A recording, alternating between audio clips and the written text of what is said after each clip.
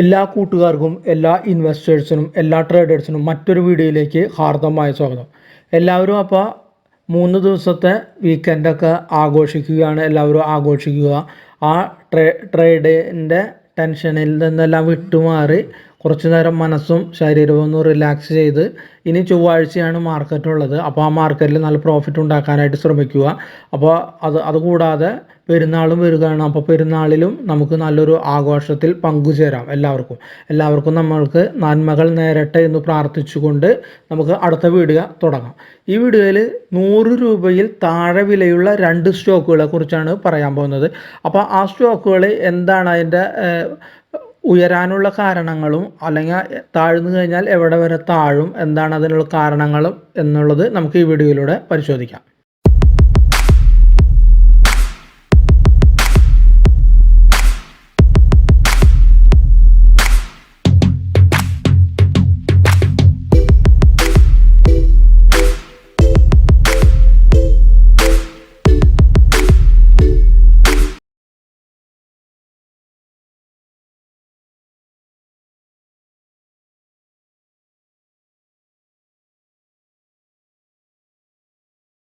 അപ്പോൾ നമ്മൾ ആദ്യത്തെ ഷെയർ GMR എയർപോർട്ട് ഇൻഫ്ര ആണ്. അതായത് GMR ഇൻഫ്ര എന്ന് അടിച്ചു കൊടുത്താൽ മതി, ഇതിൽ കാണാൻ പറ്റും. അപ്പോൾ GMR ഇൻഫ്രയുടെ ഒരു ചാർട്ട് പാറ്റേൺ ആണ്, അതായത് intraday chart, daily chart pattern ആണ് ഇപ്പോൾ. ഡെയിലി ചാർട്ട് പാറ്റേൺ എന്ന് വെച്ചാൽ ഒരു ക്യാൻഡിൽ ഒരു ദിവസത്തെ ക്യാൻഡിലാണ് ഇത്. ഏകദേശം 93 രൂപയാണ് ഇപ്പോൾ റേറ്റ് ഇതിൻ്റെ കിടക്കുന്നത്. 93 രൂപ ഉള്ളു റേറ്റ്. അപ്പോൾ ഇത് നമുക്ക് നോക്കിയാലറിയാം. നമുക്ക് എന്താ പറയുക, ഒരു ഏരിയയിൽ കിടന്ന് ട്രേഡ് ചെയ്തുകൊണ്ടിരിക്കുന്ന ഒരു ഷെയറാണ്. കണ്ട, ഇവിടെ നമുക്ക് നോക്കിയാലറിയാം. ഇത് 93 ഇപ്പോഴത്തെ റേറ്റ്. അപ്പോൾ ഒരു ഏരിയ എന്ന് വെച്ചാൽ ഈ 93 നമുക്ക് അവിടെ ഒരു വരയ്ക്കേണ്ട, അവിടെ ട്രേഡ് ചെയ്തു. കണ്ട, 1 2 3 4 പ്രാവശ്യമാണ് അത് ആ റെസിസ്റ്റൻസ് സോൺ ടച്ച് ചെയ്ത് നിൽക്കുന്നത്. അത് ബ്രേക്ക് ചെയ്യുമോ ബ്രേക്ക് ചെയ്യില്ലേ എന്ന് നമുക്ക് പറയാനായിട്ട് കഴിയില്ല. അതവിടെ നിൽക്കട്ടെ. അത് ബ്രേക്ക് ചെയ്യേണ്ട അവിടെ നിൽക്കട്ടെ. താഴേക്ക് നമ്മൾ നോക്കിക്കഴിഞ്ഞാലോ, കണ്ടാ 70 ലെവലിൽ ഇവിടെ ഒരു സപ്പോർട്ട് സോണാണ്. കണ്ട, ഇവിടെ ഒരു ലൈൻ നമ്മൾ വരച്ചു കഴിഞ്ഞാൽ ഏകദേശം ആ ലൈനിൻ്റെ അടുത്ത് ഒരു 4-3 പ്രാവശ്യം ടച്ച് ചെയ്ത്. കണ്ട, ഇവിടെ ടച്ച് ചെയ്ത് ഒരു പ്രാവശ്യം, ഇവിടെ ജസ്റ്റ് ഒന്ന് ചെറുതായിട്ട് ഇവിടെ ടച്ച് ചെയ്തിട്ടില്ല, എന്നാലും ഏകദേശം അടുത്ത് വരെ എത്തി. ഇവിടെ അത് ഏകദേശം അടുത്ത് വരെ എത്തി, ഇവിടെ ടച്ച് ചെയ്ത്. അപ്പോൾ ഏകദേശം 70 ലെവൽ. അപ്പോൾ 70നും 93നും ഇടയിൽ ട്രേഡ് ചെയ്തുകൊണ്ടിരിക്കുന്ന ഒരു ഷെയറാണിത്. അപ്പോൾ ഇതാണ് ഇതാണ് കൺസോളിഡേഷൻ ഏരിയ. ഏകദേശം ഒരു വർഷം ആയി. കഴിഞ്ഞ ഡിസംബർ മുതലാണ്. കണ്ട, ഇവിടെ നമുക്ക് നോക്കിയാൽ അറിയാം. കഴിഞ്ഞ ഡിസംബർ മുതൽ ഇന്ന് വരെ ഏകദേശം ഇതിനുള്ളിലാണ് ട്രേഡ് ചെയ്തുകൊണ്ടിരിക്കുക. ഇനി മേ ബി ഇവിടെ ഒരു വലിയൊരു ഗ്രീൻ ക്യാൻഡിൽ ഇവിടെ ബ്രേക്ക് ചെയ്തിട്ട് ഇവിടെ നിൽക്കുകയാണ്. വിത്ത് നല്ല രീതിയിൽ വോളിയം ഉണ്ടെങ്കിൽ ആ റെസിസ്റ്റൻസ് ബ്രേക്ക് ചെയ്യുന്നത് വാല്യുബിൾ റെസിസ്റ്റൻസ് എന്ന് നമുക്ക് പറയാനായിട്ട് സാധിക്കും. അപ്പോൾ അത് വീണ്ടും അവിടെ നിന്ന് മുകളിലേക്ക് പോകും. പക്ഷേ അവിടെ നിന്ന് മുകളിലേക്ക് പോകുമ്പോൾ ഏത് ഷെയർ ഒരു റിസ്ക് പാറ്റേൺ ഉണ്ട്, അല്ലെങ്കിൽ റിസ്ക് ഉള്ളതുപോലെ ഇതിലും ഒരു റിസ്ക് പാറ്റേൺ ഒളിഞ്ഞിടക്കുന്നുണ്ട്. ഇതിൽ നമുക്ക് ഇൻട്രാഡേ എടുക്കുമ്പോൾ എവിടെയാണ് നമുക്ക് ഒരു റിസ്ക് പാറ്റേൺ, നമ്മളിവിടെ പറഞ്ഞ പോലെ ഈ സപ്പോർട്ട് കണ്ട, ഈ സപ്പോർട്ടിൻ്റെ ഇവിടെയാണ് നമുക്കൊരു റിസ്ക് പാറ്റേൺ വരുന്നത്. ഈ ഏരിയ ഓഫ് സപ്പോർട്ട്, അതായത് ഏകദേശം 70-72ലാണ് ഇതൊരു സപ്പോർട്ട് സോൺ ഉള്ളത്. അപ്പോൾ അവിടെയാണ് നമുക്കൊരു SL ക്രിയേറ്റ് ചെയ്യുന്നത്. അഥവാ ഇത് ബ്രേക്ക് ചെയ്ത് കയറുകയാണെങ്കിൽ അവിടെയാണ് SL. അപ്പോൾ ഇത്രയും പോയിന്റ് നമുക്ക് റിസ്ക് ഉണ്ട് ഈ ഷെയറിൽ. അത് നമ്മൾ ആദ്യം മനസ്സിലാക്കണം. അപ്പോൾ ഇനി ഇത് നമുക്കിപ്പോൾ ഇത് ബ്രേക്ക് ചെയ്താലോ മുകളിലേക്ക് പോകുമോ എന്ന് ഒരു ചോദ്യമാണ്. പക്ഷേ അത് ബ്രേക്ക് ചെയ്താൽ മുകളിലേക്ക് പോകുമോ എന്നുള്ളതിന് 50-50 ചാൻസ്. കാരണം എന്തെന്ന് വെച്ചാൽ നമുക്കതിന് ഒന്നും കൂടി നോക്കാം. അപ്പോൾ ഇവിടെ നോക്കിക്കഴിഞ്ഞാൽ നമ്മൾ ഇതാണ് ഈ റേഞ്ച്, ഈ 70 അല്ല, ഈ 70ൽ നിന്ന് ഇത് നോൺ സ്റ്റോപ്പായിട്ട്, അതായത് വലിയ റെഡ് ക്യാൻഡിൽ ഇല്ലാതെ നോൺ സ്റ്റോപ്പായിട്ട് 93 വരെ വന്ന് നിൽക്കുന്നു. അപ്പോൾ 70ൽ നിന്ന് 93, അപ്പോൾ ഏകദേശം 23 രൂപ ഇത് ഇപ്പോൾ കയറി നിൽക്കുകയാണ്. 23 രൂപ എന്ന് വെച്ചാൽ ഏകദേശം 30% മുകളിൽ അല്ലേ, ഏകദേശം 30% ഇതിവിടെ കയറി നിൽക്കുകയാണ് നോൺ സ്റ്റോപ്പായിട്ട്. അപ്പോൾ നമ്മൾ ചിന്തിക്കേണ്ടത് 30% നോൺ സ്റ്റോപ്പായിട്ട് കയറി നിൽക്കുന്ന സ്റ്റോക്കിൽ ഇപ്പോൾ എൻട്രി എടുക്കുന്നത് നല്ലതാണോ എന്നുള്ളത് നമുക്കൊരു ചിന്ത വരേണ്ട കാര്യമുണ്ട്. കാരണം ഇനി അവിടെ നിന്ന് എത്ര % നമുക്ക് കിട്ടും, നോൺ സ്റ്റോപ്പായിട്ട് ഒരു ഷെയർ കയറുക എന്ന് പറഞ്ഞാൽ കുറച്ച് കയറി ഒന്ന് കൺസോളിഡേഷൻ നിന്ന് കയറി കൺസോളിഡേഷൻ ഇങ്ങനെ നിന്നു. ഇങ്ങനെ ഷെയർ നമ്മൾ നോക്കിയാൽ ചിലപ്പോൾ ഇവിടെ ചിലപ്പോൾ 10 രൂപ 100 രൂപ ആയിരിക്കും, ഇവിടെ 200 രൂപ. പക്ഷേ ഇതൊരു നോൺ സ്റ്റോപ്പ് കയറ്റം എന്ന് ഇതിന് പറയാൻ പറ്റില്ല ഈ കയറ്റത്തിന്. കാരണം ഇത് കുറച്ച് കയറി ഒരു കൺസോളിഡേഷൻ അങ്ങനെ റസ്റ്റ് എടുത്തിടുക, ഈ കയറ്റം കുഴപ്പമില്ല. പക്ഷേ നേരിട്ട് നോൺ സ്റ്റോപ്പായിട്ട് ഇങ്ങനെ കയറുമ്പോൾ അവിടെ റിസ്ക് ഫാക്ടർ വളരെ കൂടുതലാണ്. അതായത് ഒരു പുൾ ബാക്കോ ഒരു റീടെസ്റ്റോ വരാതെ ഇങ്ങനെ നേരിട്ട് കയറുമ്പോൾ ഇവിടെ ഡേഞ്ചറാണ്. ഇത് ബി എന്ന ഷെയർ ഇങ്ങനെ കയറുമ്പോൾ അതൊരു ഡേഞ്ചറാണ്. ഇത് എ എന്ന ഷെയർ ഇടുന്നു വിചാരിക്കും. എ എന്ന ഷെയറിൽ അത്ര ഡേഞ്ചർ ഇല്ല. രണ്ടും 100 തൊട്ടിട്ട് 200 വരെ പോയുള്ളൂ എന്ന് വിചാരിക്കും, 2 ഷെയർ എക്സാമ്പിൾ പറയുകയാണിത്. അപ്പോൾ ഈ ഷെയറിൽ റിസ്ക് കൂടുതലാണ്, കാരണം ഇത് നോൺ സ്റ്റോപ്പാണ്. അപ്പോൾ ഇത് എന്തെങ്കിലും ന്യൂസ് എന്തെങ്കിലും വന്നു കഴിഞ്ഞാൽ ഇതിന് തകർച്ച വളരെ കൂടുതലായിരിക്കും. എവിടെ വരെ തകരും എന്ന് നമുക്ക് പറയാൻ പറ്റില്ല ഈ ബി എന്ന ഷെയർ. പക്ഷേ എ എന്ന ഷെയറിൽ നമുക്ക് തകർന്നാലും അഥവാ നമുക്ക് ഇവിടെ ഒരു സപ്പോർട്ട് ഏരിയ ഉള്ളതുകൊണ്ട് ഇവിടം വരെ നമുക്കൊരു സപ്പോർട്ട് SL നമുക്ക് ക്രിയേറ്റ് ചെയ്യാനായിട്ട് സാധിക്കും. അപ്പോൾ അതാണ് അതിൻ്റെ പ്രത്യേകതകൾ. ഇങ്ങനെ നോൺ സ്റ്റോപ്പായിട്ട് കയറി പോകുന്ന ഷെയറിൽ നമ്മൾ പരിഗണിക്കേണ്ട കാര്യങ്ങൾ ഇത്രയാണ്. അപ്പോൾ ഇത് കയറുമ്പോൾ ഇനി മുകളിലേക്ക് പോകുമോ ഇല്ലയെന്ന് നമുക്ക് പറയാൻ പറ്റില്ല. പക്ഷേ നമുക്ക് ഒരു മേജർ സപ്പോർട്ട് സോൺ എന്ന് പറയുന്നത് ഇവിടെ കണ്ട ഇവിടെ ഇനി ഇത് അഥവാ കയറിയാലും ഇവിടെ കയറി ഒരു 105 വരെ പോയാലും മേ ബി താഴേക്ക് വരുമ്പോൾ ഒരു 90 ഇതിൻ്റെ അടുത്തൊരു സപ്പോർട്ട് സോണായിട്ട് വരാം. ഒരു ആദ്യം പറയാം നമ്മൾ മേജർ സപ്പോർട്ട് സോൺ. ഇനി ഇത് കുറച്ച് കയറിയിട്ട് വീണ്ടും വരുമ്പോഴാണ് ഈ 90 വരെ വരിക എന്ന് പറയും. രണ്ടും വ്യത്യാസങ്ങളുണ്ട്. ഈ പോയിന്റ് പറഞ്ഞത് വ്യത്യാസമുണ്ട്, ഇതും പറഞ്ഞ വ്യത്യാസമുണ്ട്, പ്രത്യേകം ശ്രദ്ധിക്കണം. അപ്പോൾ നമുക്ക് ഇവിടെ ഒരു എൻട്രി, നല്ലൊരു ഗുഡ് എൻട്രി എന്ന് പറയുന്നത് ഇപ്പോൾ ഒരു ബ്രേക്ക് ഔട്ട് നടക്കുമ്പോഴുള്ള എൻട്രി അല്ല. ഗുഡ് എൻട്രി എന്ന് പറയുന്നത് മുകളിലേക്ക് പോയിട്ട് ഒരു റീട്രസ്റ്റിൽ 90 വരെ വന്നാൽ, അല്ലെങ്കിൽ ഒരു 92 ആ റേഞ്ചിൽ വന്നു കഴിഞ്ഞാൽ നമുക്കൊരു ബൈ എൻട്രി എടുക്കുക. 92 ഒക്കെ വന്നു കഴിഞ്ഞാൽ ഈ റേഞ്ചിൽ ഒരു 90-ൽ നമുക്കൊരു സ്റ്റോപ്പ് ലോസ് ക്രിയേറ്റ് ചെയ്യാം ഇവിടം വരെ വന്നു കഴിഞ്ഞാൽ. എന്നിട്ട് വീണ്ടും മുകളിലേക്ക് നമുക്ക് വെയിറ്റ് ചെയ്തുകൊണ്ടിരിക്കുകയാണ്. അപ്പോൾ അങ്ങനെ വരുമ്പോൾ നമുക്ക് റിസ്ക് കുറവായിരിക്കും. കാരണം ഇത്രയും കയറിയിട്ട് ഒരു റീടെസ്റ്റ് വന്ന് പിന്നെയും കയറുകയുള്ളൂ, റിസ്ക് കുറവാണ്. പക്ഷേ ഇവിടെ റിസ്ക് കൂടുതലാണ്. ഇങ്ങനെ നോൺ സ്റ്റോപ്പായിട്ട് കയറി പോകുമ്പോൾ റിസ്ക് കൂടുതലാണ്. മറ്റത് രണ്ടാമത് പറഞ്ഞാൽ റിസ്ക് കുറവാണ്.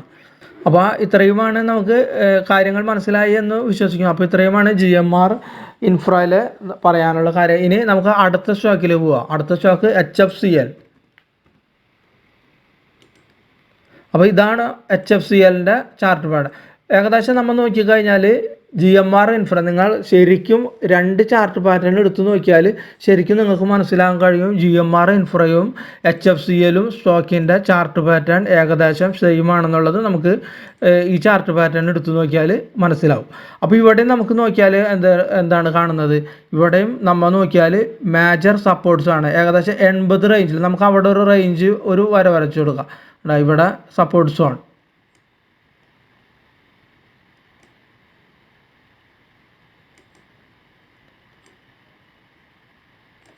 ഇത് 80 റേഞ്ചാണ് സപ്പോർട്ട്. ഇത് നമുക്ക് 3-4 പ്രാവശ്യം ഇവിടെ ടച്ച് ചെയ്തിട്ടുണ്ട്. 3 പ്രാവശ്യം നമുക്ക് ഇവിടെ ടച്ച് ചെയ്തത് കാണുന്നുണ്ട്. ഇവിടെ ടച്ച് ചെയ്തു, ഇവിടെ ടച്ച്. അപ്പോൾ മൾട്ടി സപ്പോർട്ട് സോണാണ്. അപ്പോൾ ഇതിൽ ഇനി ഇവിടെ താഴുകയാണെങ്കിൽ ഒരു മേജർ സപ്പോർട്ട് സോൺ എന്ന് പറഞ്ഞാൽ 80 ആണ്. ഇത് ഈ 80-81 ഇതിൽ താഴെ പോയി കഴിഞ്ഞാൽ ഇതിൻ്റെ സ്ട്രക്ചറാകെ മാറും. ഇത് സ്ട്രക്ചർ ഓരോ ചാർട്ടിലും ഓരോ സ്ട്രക്ചർ പാറ്റേൺ ഉണ്ടല്ലോ അത്. അപ്പോൾ ഒരു ബൈ എൻട്രി എടുക്കുന്ന ഒരാൾക്ക് ഇതാണ് മെയിൻ സപ്പോർട്ട് സോൺ. അപ്പോൾ ഇവിടെയാണ് SL ക്രിയേറ്റ് ചെയ്യേണ്ടത്. അപ്പോൾ അതുകൂടാതെ ഇതിന് വീണ്ടും ഒരു പ്രത്യേകതകളും ഉണ്ട് ഈ റേഞ്ചിൽ. അതെന്താണെന്ന് നമുക്ക് വീണ്ടും ഒന്നും കൂടി നമുക്ക് നോക്കാം. അതിന് നമുക്ക് ചാർട്ടൊന്ന് ചെറുതാക്കി അല്ലെങ്കിൽ ബാക്കിലേക്ക് ഒന്ന് പോയി നോക്കണം. അപ്പോൾ നമുക്ക് ചാർട്ടൊന്ന് ചെറുതാക്കി നോക്കാം. ഓക്കെ, നമ്മൾ ചാർട്ട് ചെറുതാക്കിയിട്ട് ഈ ലൈന് നമുക്കൊന്ന് ബാക്കിലേക്ക് ഒന്ന് വലിച്ചു നോക്കാം. ഒന്നും ചെയ്യുന്നില്ല, നമ്മൾ ഒരു ലൈൻ വരച്ചു സപ്പോർട്ട് സോണിൽ, അതൊന്ന് ബാക്കിലേക്ക് വരച്ചു. അപ്പോൾ ബാക്കിലേക്ക് വരയ്ക്കുമ്പോൾ നമുക്ക് എന്തൊക്കെയാണ് ഇവിടെ കാണുന്നത്? ഒന്നും ചെയ്യുന്നില്ല. നമ്മളിതൊന്ന് ബാക്കിലേക്ക് വരയ്ക്കും. ബാക്കിലേക്ക് നമ്മൾ വലിച്ചപ്പോൾ ഇവിടെ ഇത് റെസിസ്റ്റൻസ് ആയിരുന്നു. ഇവിടെ ഒരു പ്രാവശ്യം ടച്ച് ചെയ്തു, ഇവിടെ ഒരു പ്രാവശ്യം ടച്ച് ചെയ്തു, കയറാനായിട്ട് സാധിച്ചില്ല, വീണ്ടും താഴ്ന്നതിന് ശേഷം നമ്മൾ നോക്കുക. ഇവിടെ കൺസോളിഡേഷൻ ചെയ്തു. ഇവിടെ കുറച്ച് ക്യാൻഡിൽസ് ഇങ്ങനെ നിന്നു, അതിന് ശേഷമാണ് മുകളിലേക്ക് പോയത്. അപ്പോൾ ഇതൊരു മേജർ സപ്പോർട്ട് സോണായിട്ട് വരും ദിവസങ്ങളിൽ ആക്ട് ചെയ്യും. അപ്പോൾ ആ പോയിന്റ് നമ്മൾ പ്രത്യേകം മനസ്സിലാക്കി വയ്ക്കുക. ഇനി നമുക്ക് ഇതിലുള്ള കാര്യങ്ങൾ എന്താണെന്ന് നമുക്ക് നോക്കാം. ഇതിലൊന്നോ കാര്യങ്ങൾ എന്ന് വെച്ചാൽ ഇതൊരു റെസിസ്റ്റൻസ് ബ്രേക്ക് ചെയ്ത് നിൽക്കുന്ന ഷെയറാണ്. ഇപ്പോൾ ഇത് റെസിസ്റ്റൻസ് ബ്രേക്ക് ചെയ്ത് നിൽക്കുന്ന ഷെയറാണ്. ഇപ്പോൾ ഇത് റെസിസ്റ്റൻസ് ബ്രേക്ക് ചെയ്ത് നിൽക്കുന്ന ഷെയറാണ്. അപ്പോൾ ഒരു റെസിസ്റ്റൻസ് ബ്രേക്ക് ചെയ്ത് നിൽക്കുന്നു വിത്ത് നല്ല വോളിയവും ഈ സമയത്ത് ക്രിയേറ്റ് ആയിട്ടുണ്ട്. അപ്പോൾ ഇതും നമ്മൾ ബൈ ചെയ്യുന്ന ഈ സമയത്ത് ബൈ ചെയ്യുന്നത് അഭികാമ്യമാണ് എന്നുള്ളതാണ് നമുക്ക് ചോദ്യം. അപ്പോൾ അഭികാമ്യമാണോ അല്ലയോ എന്ന് വെച്ചാൽ ഞാൻ എൻ്റെ വ്യൂവിൽ ഒറ്റ വാക്കി പറയും, ഇപ്പോൾ ചെയ്യുന്നത് അഭികാമ്യമല്ല എന്നുള്ളത്. കാരണം ഏകദേശം നമ്മൾ നോക്കുമ്പോൾ 80-ൽ നിന്നാണ് 117ലേക്ക് ഇത് പോയിട്ടുള്ളത്. നോൺ സ്റ്റോപ്പ് ഇവിടെ കണ്ട ഒറ്റ ക്യാൻഡിൽ റെഡ് ക്യാൻഡിലില്ല. 80-ൽ നിന്ന് 117, അതായത് ഏകദേശം 37 പോയിൻ്റ് കയറി നിൽക്കുന്നത്.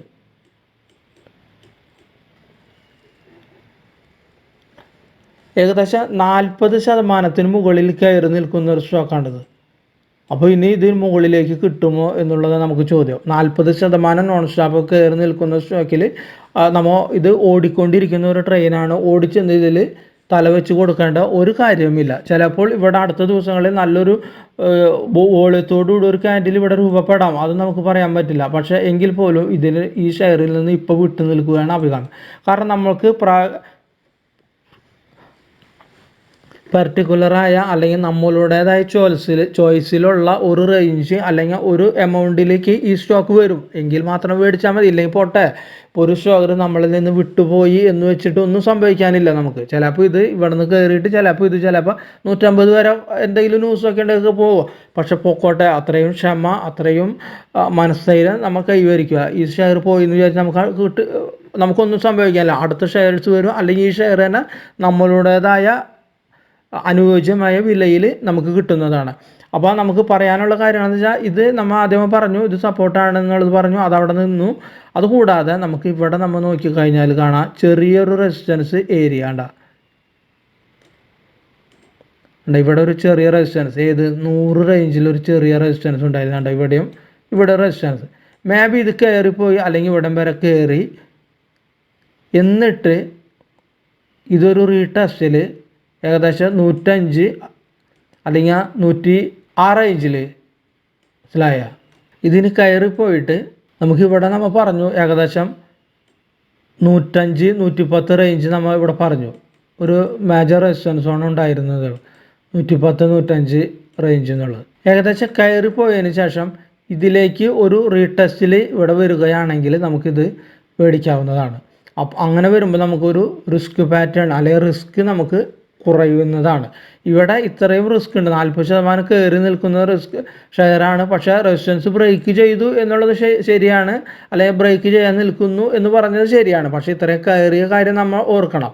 അപ്പോൾ ഇനി കുറച്ചും കൂടി കയറിയിട്ട് വീണ്ടും ഒരു റീടെസ്റ്റിൽ ഏകദേശം 110 റേഞ്ചിൻ്റെ അടുത്ത്, ആ റേഞ്ചിന് അടുത്ത് വരുമ്പോൾ നമുക്ക് ഒരു ചെറിയ സ്റ്റോപ്പ് ലോസ് ക്രിയേറ്റ് ചെയ്തിട്ട് ഇത് ഒരു ബൈ ഓപ്പർച്യൂണിറ്റി എടുക്കുകയാണെങ്കിൽ റിസ്ക് കുറവായിരിക്കും. അത് റിസ്ക് കുറവായിരിക്കും. അതാണ് ഇവിടെയുള്ള പ്ലസ് പോയിന്റ്. ഇത്രയുമാണ് ഈ 2 ഷെയർസിനെ കുറിച്ച് പറയാനുള്ള കാര്യം. അപ്പോൾ ഈ 2 ഷെയർസ്, അതായത് GMR ഇൻഫ്രയും HFCL നമ്മളുടെ വാച്ച് ലിസ്റ്റിൽ ഇടുക. ഇപ്പോൾ ബൈ ചെയ്യാനോ അല്ലെങ്കിൽ ഇപ്പോൾ ഇതിൽ എൻട്രിക്ക് എൻ്റെ വ്യക്തിപരമായിട്ട് ഒരു ചെറിയ അനാലിസിസ് വെച്ച് നോക്കുമ്പോൾ എനിക്ക് അത് ബൈ ചെയ്യേണ്ട ഒരു കണ്ടീഷനായിട്ട് തോന്നുന്നില്ല. പക്ഷേ ഒരു പറഞ്ഞ പോലെ ഒരു റീടെസ്റ്റിലൊക്കെ വന്നിട്ടുണ്ടെങ്കിൽ നമുക്ക് റിസ്ക് അവിടെ കുറയും. വീണ്ടും ഒരു അപ്സൈഡ് അവിടെ നിന്നും കിട്ടാനായിട്ട് സാധ്യതയുണ്ട്. അപ്പോൾ ആദ്യം പറഞ്ഞു ഇതൊരു ബൈ സെൽ റെക്കമെൻഡേഷൻ അല്ല എന്ന് പറഞ്ഞു. അപ്പോൾ ടെക്നിക്കൽ ലെവൽ വരുമ്പോൾ ഏത് ലെവലിൽ നമുക്ക് താഴേക്ക് ഉള്ള സപ്പോർട്ട് പിടിക്കാം, അല്ലെങ്കിൽ ഏത് റേഞ്ച് കഴിഞ്ഞാലും മുകളിലേക്ക് പോകും എന്നുള്ള ഒരു എഡ്യൂക്കേഷൻ വീഡിയോ ആയിട്ട് മാത്രം കാണുക. അപ്പോൾ വീഡിയോ കണ്ട എല്ലാവർക്കും നന്ദി, നമസ്കാരം.